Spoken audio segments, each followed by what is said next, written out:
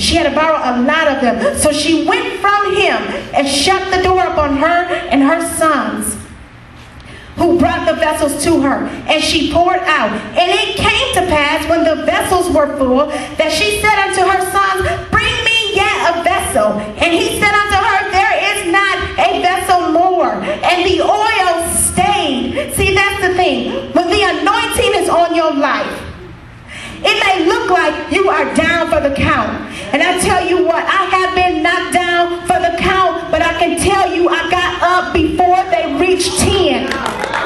Because of the anointing.